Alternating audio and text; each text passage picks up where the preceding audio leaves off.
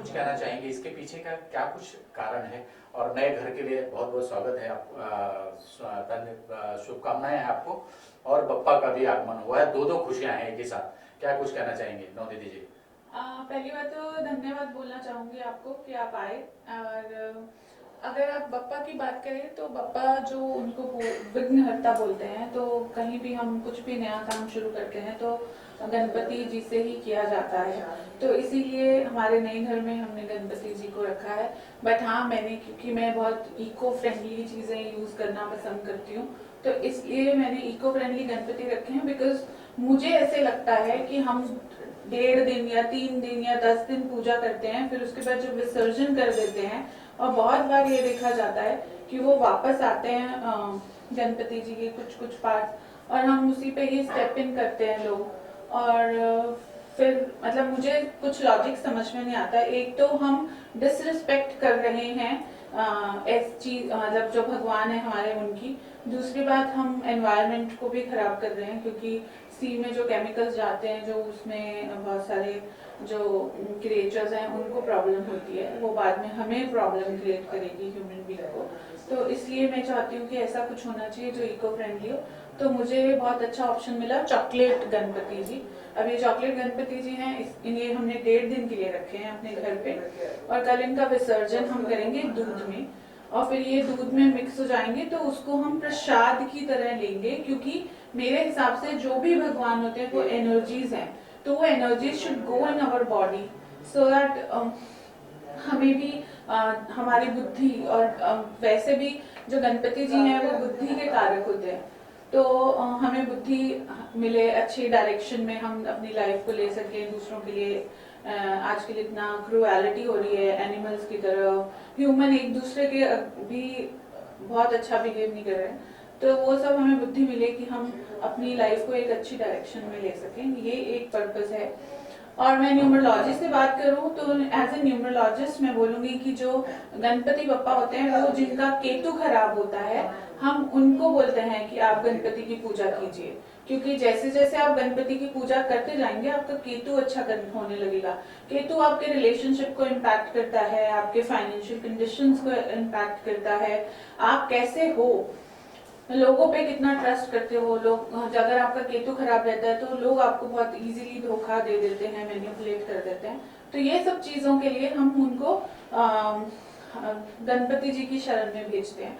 तो अगर मैं न्यूमरोलॉजिकली देखूं, तो अगर गणपति जी की मूर्ति पैर में आ रही है, या सी से वापस आके गलती से भी आ रही है, तो हम किसी ना किसी तरह अपने केतु को डिस्टर्ब कर रहे हैं।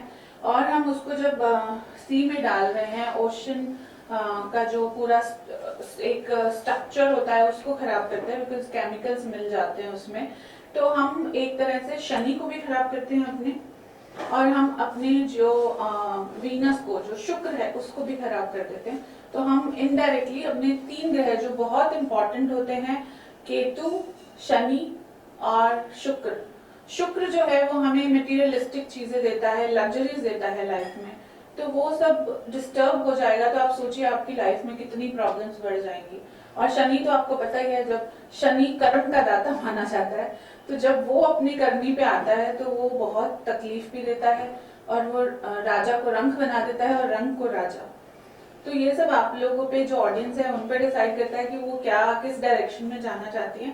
तो इसलिए मैंने ये स्टेप लिया है कि मैं चॉकलेट गणपति रखूं, इको फ्रेंडली है।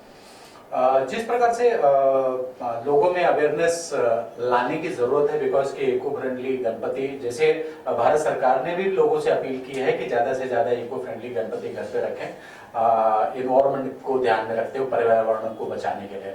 तो क्या लगता है कि हाँ, वो समय आ गया है कि ज्यादा से ज्यादा लोग जागरूक हो और इको फ्रेंडली गणपति घर पे लाएं?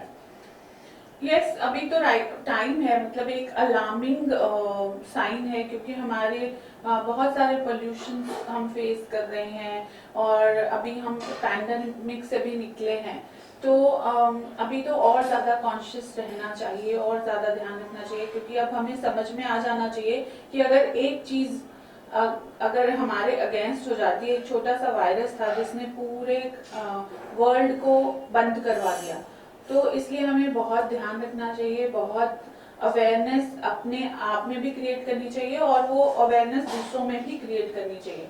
और ये जरूरी नहीं होता कि आप 10 लोगों को अवेयर करो, अगर आप बात करते हुए एक पर्सन को भी ये अवेयरनेस ला दो कि how eco friendly things are going to help us, तो और वो चेंज हो जाए थोड़ा भी अपने लाइफस्टाइल में, तो वो आपने सोचो कि एक सीड बो दिया है, वो बड़ा होकर ट्री बन जाएगा। जैसे आपने एक को किया, वो और एक को करेगा, वो और एक को करेगा, it will create a very long chain. So don't look at the masses, just try to create awareness. अपनी मेड्स से ही स्टार्ट कर सकते हैं हम, घर में हाउस हेल्प होती है हमारी, उनको ही थोड़ा नॉलेज दें कि आप ये ऐसे करिए।